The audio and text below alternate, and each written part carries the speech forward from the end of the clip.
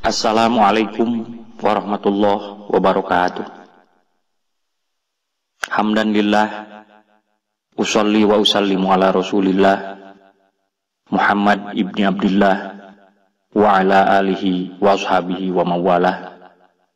Amma ba'd, faya ayyuhal hadirun ittaqullah haqqa tuqatih wa la tamutunna illa wa antum muslimun. Qala Allah Ta'ala fi kitabihil karim, a'udzu billahi minasy syaithanir rajim. Bismillahirrahmanirrahim. Ya ayyuhalladzina amanu kutiba alaikumus syiyam kama kutiba alal ladzina min qablikum la'allakum tattaqun. Shadaqallahul adzim. Hadirin kaum muslimin rahimakumullah. Allah Rabbul Alamin marentah sakabeh manusia anu iman supaya ngalaksanakeun puasa. Teu lami ngalaksanakeunana ngan sasasih dina sataun. Hal ieu diisyarahkeun dina surat Al-Baqarah ayat 183 anu mungaran diaoskeun ku pribados dina pembukaan. A'udzu billahi minasyaitonir rajim. Bismillahirrahmanirrahim. Ya ayyuhalladzina amanu kutiba alaikumus syiyam kama kutiba alal ladzina min qablikum la'allakum tattaqun. Hei sakabeh jalma anu iman, geus diwajibkeun ka aranjeun kabeh puasa. Sakumaha diwajibkeun ka umat-umat samemeh aranjeun. Ngarah aranjeun kabeh takwa. Jadi puasa teh geus diwajibkeun ka umat-umat samemeh umat Kangjeng Rasul. Dina sakawal mah kawajibanana anu beda. Lamun umat baheula kawajibanana dina sabulan teh 3 dinten. Jadi lamun 12 bulan teh jumlahna 36 dinten.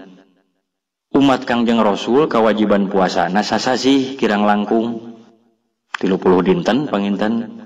Ditambah weh ngalaksanakeun nyawalan 6 dinten. Jadi kirang langkung ditambah sunat nama sami jumlahna. Tah tujuan Allah marentah puasa teh dina akhir ayat Allah negaskeun la'allakum tattaqun supaya manusia kabeh takwa. Pertanyaanana, nasa kabeh nu puasa bakal naik derajat kana takwa? Jawabanana cantang tu. Nah make cantang tu. Sabab rupa-rupa tingkah manusia dina ngalaksanakeun puasa. Aya nu puasa na nyaan ngeker segala rupana. Aya oge nu puasa ningkatkeun dahar wungkul. Aya deui nu puasa masih keneh pasea. Aya deui nu ngomongkeun batur. Rupa-rupa tingkah eta bakal ngabalukarkeun hasil anu beda. Jadi teu sakabeh jelema naik kana darajat takwa. Ku kituna Imam Ghazali ngabagi tingkatan puasa kana 3 tingkat. Naon wae anu 3 teh? Nu kahiji nyaeta puasa umum. Nu kadua puasa khusus. Nu katilu puasa khususil khusus. Tawa sabagian sok nyebut hiji puasa awam, 2 puasa khawas, 3 puasa khawasil khawas. Lamun Imam Ghazali ngabagi puasa kana 3 tingkatan, urang lalajoanan diri urang kira-kirana aya dina tingkatan puasa anu mana. Tingali we hiji-hijina. Nomor kahiji nyaeta puasa umum. Nu kumaha puasa umum teh? Puasa umum teh nyaeta nu puasana sakadar ngaraksa pangbatalan tina rupa-rupa tuangeun jeung leuteun. Oge ngaraksa parji tina kahayang si eta.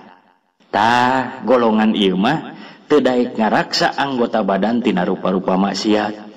Kagorengan, batur dicaritakeun, papaseaan dilakonan, bohong jadi lalap, soca asal nempoh sadaek-daek. Bangun urang ieu teh nya, ya Allah ya Robbana. Rumasa Gusti anu agung. Tah supaya puasa kepetik hasil kala buahna teh urang taikeun kana tingkat puasa nu leuwih luhur. Fitrah manusia ibu bapak sok hayang naik tingkat tinu handap ka nu luhur. Contoh we budak sakola ti mimiti kelas 1 hayang naik ka kelas 2, kelas 2 ka kelas 3, tuluy ka dituna kelas 5 ka kelas 6.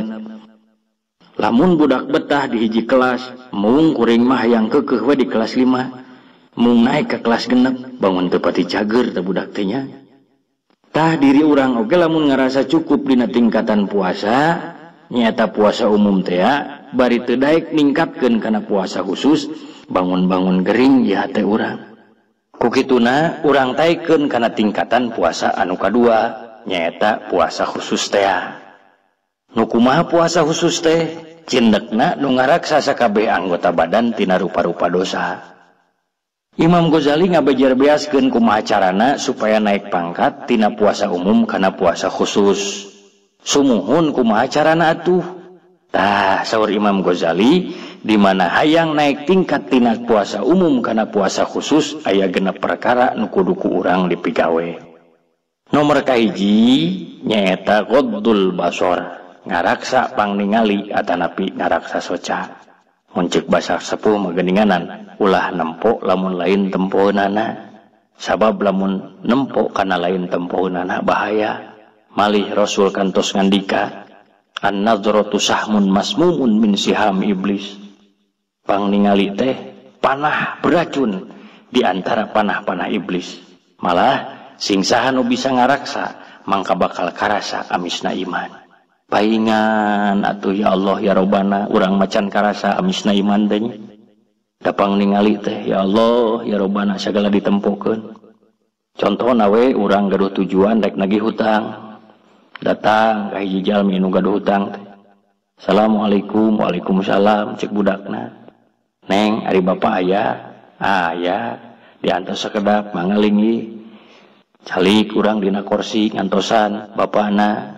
Da urang rek nagih hutang teh sabuat ngantosan nu boga hutang teh pan urang mah luak lieu kenca katuhu kaluhur ka handap nempo kana para anu kohok nempo kana susuhan anu numpuk sagala rupa ditempo ana hasil we balik ka bumi ditaros kudu jadi bojo. Bapak kumaha hasil nagih hutang teh? Yuh eta amit-amit imahna Gusti nu agung para nepi ka kohok susuhan di mana-mana di kepabulatah. Oh, tadi dia bahaya nanti bahaya soca tanya. Sesuai kena sareng tujuan urang. Matak urang sing bisa ngaraksa karena pangningali urang. Hadirin rahimakumullah. Tina soca teh bakal nyerap kana hate. Lamun geus nyerap kana hate, tah di dieu bakal keluar dina ucapan. Mangka saur Imam Ghazali cara nu kadua supaya naik tingkat tina puasa umum kana puasa khusus nyaeta hifdzul lisan. Nu kadua ngajaga lisan tina naon? Tina perkara nu doraka, bohong, gibah, ngupat, simuat, ngadu-ngadu, sumpah palsu. Rasul geuning kantos ngandika khamsun yubtirna shaim al-kidbu wal ghibah wan namimah wal yaminul kadzib wan nadru bisyahwat. Aya 5 perkara nu ngabatalkeun ganjaran puasa. Waspada, waspada. Hiji al-kidbu bohong. Kacapangan urang mah ya Allah ya Robbana bohong teh nya. Wal ghibatu nyaeta gibah. Naon ari gibah teh? Ngupat ceuk basa Sunda mah. Wan namimah ngadu-ngadu. Wal yaminul kadzib sumpah palsu. Wan nadru bisyahwat. Tah hubunganan anu tadi ya ghaddul basar ngaraksa pangningali teh ya. Waspada jaga. Mali ya Allah ya Robbana bahaya nagibah zaman Rasul kapungkur. Kantos aya hiji kisah 2 istri nu puasa saking ku teu kuat ngalaksanakeun puasa nepi ka geus ripuh ari nyarios ka Rasul teu wantun akhirna ngajurungan jalmi. Eta jalmi nu dijurungan teh nyarita ka Rasul, ya Rasul itu aya 2 istri nu puasa saking kuripuhna nepi ka geus teu walakaya ku kituna idzinan marantana supaya buka. Kumaha ku Rasul? Diantep teu dipalire. Nyarios deui eta jalmi teh ya Rasul. Kumaha itu teh hoyongeun buka? Saur Rasul panggil eta 2 istri. Maka dipanggil eta 2 istri. Rasul nyanak emer lamun aya nama. Sok kadinya utahkeun saur Rasul. Poloro we eta istri teh, 2 istri teh utah. Naon utahna? Utahna nyaeta getih campurnana bari utah deui daging anu geus puruk. Tah saur Rasul ieu teh anjeun puasa dina kaayaan halal tapi buka ku anjeun ngomongkeun batur. Ya Allah ya Robbana waspada, waspada. Babari pisan urang ngomongkeun batur teh nya malih ayeuna mah usum sosial media ya. Jadi nu disebut gibah teh lain wungkul sakadar lisan, malih disebutkeun bir ramzi wal isyarah wal kitabah ku isyarat soca, isyarat panangan, malah matulisan kade status urang dina Facebook, dina Instagram jeung sajabana bisi ngabatalkeun jeung ngagugurkeun ganjaran puasa urang. Nauzubillah summa nauzubillahi min dzalik. Hadirin rahimakumullah, bijil pertarosan kudu kumaha atuh ngajaga lisan teh. Maka saur Imam Ghazali, wa alzamahus sukut wa syughluhu bidzikrillah wa tilawatil Qur'an fahadza shaumul lisan. Maka anjeun kudu cicing jeung nyibukeun diri anjeun ku zikir ka Allah jeung seurkeun ngaos Al-Qur'an. Hadirin rahimakumullah, eta karak dua tanya terus rada berat dua oge nya rek naik kana tingkat derajat saum khusus teh. Nu katilu nyaeta kafus sam'i, ngaraksa pangrungu, sabab perkara nu haram dicaritakeunana haram oge ngadanguna. Ulah abong kena teu nyarita, ieu mah dicaram we. Nyai kade tong ngadengikeun lamun si eta keur ngobrol, da si eta wungkul nu nyarita nama. Ari urang mah ngan ukur pendengar setia. Waspada, al mutakallim wasami syarikani finnar. Nu nyarita, nu ngadangu dua nana bahaya neraka bagianana. Nauzubillah summa nauzubillahi min dzalik. Sumuhun kudu kumaha atuh urang lamun batur aya nu gibah. Wajib hukumna keur urang ngeureunkeun pamaksiatan batur. Caram ku ibu jeung ku bapa, sumuhun pan teu wantun nyaramna. Lamun ibu jeung bapa teu wantun nyaramna, babari ngawa teknik alihkeun pembicaraanana. Contoh misalkan aya hiji jelema keur ngomongkeun batur, "Yeuh euceu, apal tuh si eta mah kieu." Teu wantun ibu nyaramna da saluhureun. Biasana mah pan ari saluhureun no, sok hese teh. Ari kasahanapeun mah babari nyaram teh nya. Ka saluhureun ieu sok hese nyaram mah atawa kasasama. Mangka ku ibu harita jeung ku bapa alihkeun pembicaraanana. Contoh nyaritakeun batur, alihkeun we ku ibu. Lain amang ari ayeuna hayam kampung sabaraha nya hijina. Tuh, pindah pan tina ngomongkeun batur kana hayam. Ta ieu jeung nu sok salah ari samaruk nyaritakeun nu sanyana teh teu dosa. Pan sok aya geuning dicaramnya. Tong nyaritakeun batur ieu doraka. Jeung sanyana si eta mah cenah kitu. Teu. Justru nu sanyana disebut gibah, lamun teu sanyana disebut buhtan. Ari cek bahasa urangna mah nu masyhurna mah fitnah. Da ieu da urang ayeuna kulit pan rata-rata teu pati bodas, hideung ulah sebut. Da alim pan urang disebut si hideung. Anak keluar ti imah deung. Pan amak urang meureun nya padahal sanyana. Tuh. Di mana nyaritakeun batur barisanyana eta disebut gibah. Lamun teu sanyana urang hideung disebut ku batur, aduh ieu mang bule. Amak henteu, pasti amak. Eta nu disebut buhtan. Jadi rek sanyana, rek teu sanyana teu aya piliheun duanana ge dosa. Tah waspada nyaritakeun batur. Tah ieu kakarak tilu. Hiji tadi ngaraksa pangningali, kadua ngaraksa lisan, katilu ngaraksa pangrungu.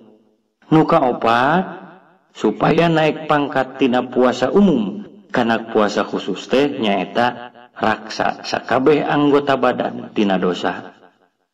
Panangan tina ngalaksanakeun dosa, sampean tina ngalaksanakeun dosa, patuangan tina nuang sagala rupa nu teu pararugu. Nu hariwang jalma kiwari geus teu paduli halal jeung haram. Kada demes istilahna mah. Ya Allah ya Robbana sifat bagong eta teh waspaos kasadayana. Masih untung ibu bapak pamaksiatan zaman kiwari mah teu langsung ku Allah dikontanan. Manapun aya kajadian eta mah DP we eta overskotnya. Syekh Nawawi kantos ngandika dina tafsir Munir, inna kulla nabiyyin qabla bi'asati nabiyyina idza kadzabahu qaumuhu ahlakahumullah. Umat baheula di mana ngalakonan dosa perdosaan harita keneh dikontanan ku Allah dosana. Urang lalajoanan umat kapungkur. Tingali aya hiji umat nu lalaki bogoh ka lalaki, awewe bogoh ka awewe. Zaman kiwari oge geus terjadi pan geuning eta teh nya. awewe bogoh ka awewe, lalaki bogoh ka lalaki. Baheula aya kaum Nabi Lut, kumaha ku Allah, pan dibalikeun ku Allah, diadab harita keneh.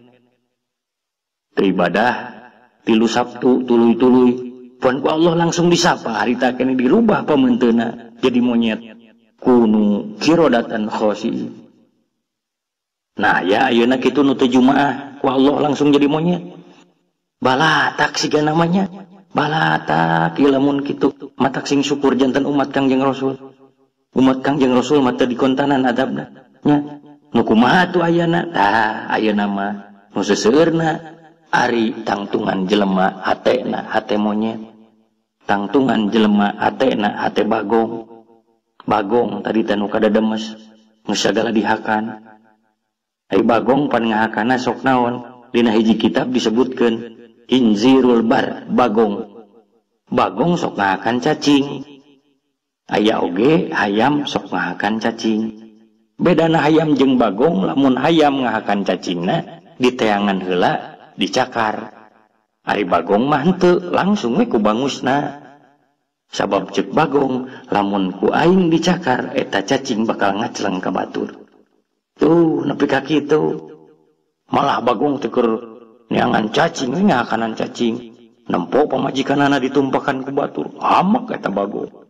Cuk bagong teh naon meureunnya istilah manusia eta mah amekeun da bagong teh pelegug sia pamajikan aing ditumpahkan ngan cek bagong lamun ku aing diudag ieu cacing nyaah bakal dihakan ku batur.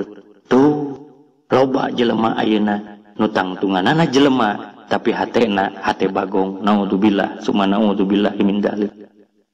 Pan baheula usum panglalajoanan geuningnya. Ayeuna mah geus balatak panglalajoanan teh. Baheula mah panglalajoanan dengan ukur layar tancap.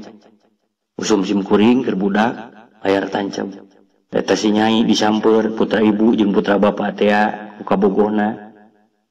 Ketrok, assalamualaikum, waalaikumsalam, abah, ma, cemuhun, aya naon ujang. Bade izin ieu si nyai rek dicanak lalajo, mangga. Hug teh teuing bawa we ka ditu ngan sing inget jeung karesep bapa. Naon abah ari karesep abah? Abah mah biasa we mawa sate balikna sate. Ari mah hoyong naon?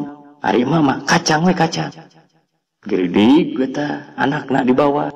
Nepi ka ridho anakna dibawa ditukeran ku kacang jeung sate. Naudzubillah. Tengah satu pan ka ketrok, assalamualaikum. Dibukakeun panto, oh geuning si Ujang, tos uih Ujang beres panglalajoan teh. Tos abah, ieu oleh-oleh. Ari si nyaina mah langsung lumpat ke kamar teh. Sok atuh urang purak ieu nuhun Ujangnya. Balik eta lalakina mah eta si abah jeung si emak balah kecerakan, adahar sup, adahar kacang jeung sate. Nyai, ieu hayu atuh aya karesep ieu kacang jeung sate. Bari ceurik si nyai ngajawaban di jero. Abah jeung emak ngeunah ngadahar kacang jeung sate. Ieu nyai kacang nyai di sate. Cilaka. Tah nu kitu teh naon? Nu kitu teh geus kaentepan ku sifat kada demes bagong. Raksa supaya naik pangkat tina puasa umum kana puasa khusus nyaeta raksa sakabeh anggota badan tina dosa. Nomor kalima, saur Imam Ghazali, supaya naik pangkat tina puasa umum kana puasa khusus teh alla yastaktsiru minat ta'amil halal waqtal iftar. Tong seueur teuing barang tuang waktu buka. Ya Allah ya Robbana urang deui wae ieu teh. Pan kolak nepi ka 3 rupa, gorengan menika aya 6 rupana, aya cai, aya cau, aya kopi. Nekap inu meja teh. Ya Allah ya Rabbana. Sanes ulah barang tuang, sahe barang tuang, tapi maksud barang tuang rek nguatkeun awak keur ibadah. Tapi ulah soteh nepi ka kaleuweuhi. Lainna naon? Ibu, bapak, tujuan puasa teh pan ngosongkeun patuangan. Di mana patuangan kosong nafsu leuleus, di mana seueur katuangan nafsu kuat. Pikaseurieun ceuk Imam Ghazali. Ari beurang nafsu ditahan, anak datang waktu maghrib segala rupa didahar nepi ka pebeakan nafsu diumar deui. Ta ieu nya. Si horeng geuningan anu halal oge nya, urang teh kudu dijaga saperluna. pan saurasul geuning patuangan teh ieu teh kudu kabagi 3. Hiji sulusun li ta'amihi wa sulusun li syarabihi wa sulusun li nafasihi, sapertilu keur katuangan, sapertilu keur leuteun, sapertilu keur nafas. Tah lamun sapertilu nu keur napas beak ku gorengan bala-bala kupat sanggup nepi ka seep napasna tungtung napan buru teu kamerkaan nepi ka nyokot hihit taraweh teu kaduga ngan ngageberan beuteung we kalakuanna teh. Tah di dieu nya. Jadi tong boro nu haram nu halal oge kudu diraksa yang sedang-sedang saja. Teras deui di antara adab puasa teh ulah nyeurkeun teuing sare ti beurang saur Imam Ghazali. Duh pan urang mah geuningnya resep teh kana obo we jeung obo. Kunaon make ulah seueur teuing sare ti beurang? Ngarah kalasa lapar jeung dahaga. Ana karasa lapar jeung dahaga kalasa leuleus awak. Ada geus leuleus awak maka kabeh dituna bakal ngahasilkeun kana leuleus hate. Di mana geus leuleus hate bakal babari deukeut ka Allah. Ta eta 5 cenah tanya hiji deui. Nomor kagenep supaya naik tingkat tina puasa umum kana puasa khusus teh nyaeta hadirkeun khauf jeung roja dina sabada buka. Khauf teh sieun, roja teh harapan. Jadi bijilkeun rasa sieun teu ditarima nepi ka moal lalawora dina ibadahna. Bijilkeun harapan ibadah ditarima husnudzon ka Allah. Sanes wungkul dina saum ibu bapak kudu bijil ieu 2 perkara teh. Bijilkeun khauf jeung roja dina setiap ibadah. Sabada salat bijilkeun khauf jeung roja, zakat bijilkeun khauf jeung roja, ibadah haji bijilkeun khauf jeung roja, sieun jeung harapan. Kudu boga urang rasa sieun. Contoh we urang wih taraweh ayeuna nepi ka bumi. Pareum we lampu kinten-kinten ibu jeung bapak wani lumpat moal. Moal kunaon? Sieun. Tah di mana geus sieun bakal hati-hati, di mana geus hati-hati bakal waspada, di mana waspada bakal salamet hirup. Di mana urang geus boga rasa sieun teu ditarima ibadah, maka 5 perkara tadi nu luhur bakal waspada urang kana eta 5 perkara. Moal bijil harapan ditarima ieu ibadah lamun ibadah nalalawara. Tah bijilkeun harapan. Bijil harapan teh sabab urang geus mujahadah geus nyaan dina ibadahna. Insyaallah lamun genep perkara ieu dihadirkeun ku urang dina puasa urang, ti mimiti urang ngaraksa pangningali, ngaraksa lisan, ngaraksa pangrungu, ngaraksa deui atuh sakabeh awak tina dosa teu mak atuh nalika buka. Oge bijilkeun rasa khauf jeung roja. Tah insyaallah urang nepi kana tingkat nu kadua nyaeta tingkat khusus atanapi tingkat khawas. Nu katilu tah ieu mah tingkatan pangluhurna nyaeta khawasil khawas atanapi khususil khusus. Berat ieu mah sigananya. Ya Allah ya Rabbana sabab ieu mah tingkatan saumna para wali, para sholihin, para aulia, para nabi. Dina tingkatan ieu mah kudu ngajaga hate. Ulah nepi ka hate ngemutan dunia kecuali dunia nu aya hubunganna jeung akhirat. Saeutik we beurang atanapi isuk-isuk aya mikiran buka engke jeung naon. Geus moal naek kana tingkat nu katilu. Atuh heulaanan tong wakat tingkat nu katilu, tingkatan nu pangluhurna, tingkatan khusus. Mudah-mudahan urang mereketkeun sing naek kana tingkatan anu kadua. Bari rumaos urang tingkatan anu kadua ge hese ngaraksana. Lisan hese ngajaga, pangningali hese ngajaga. Ngan buru-buru we gewat-gewat. Lamun urang keur puasa ngomongkeun batur gewat istighfar, Allah malautan hampura. Lamun urang berpuasa tunggula tingali sagala rupa nu pidorakaeun gewat istighfar, Allah malautan hampura. Mudah-mudahan we bijilkeun tadi teh sieun, bijilkeun pangharapan. Mudah-mudahan urang miharep ibadah urang ti kawit kaping 1 nepi ka ayeuna sing ditarima ku Allah. Atuh mudah-mudahan urang sing nepi kana akhir Ramadan.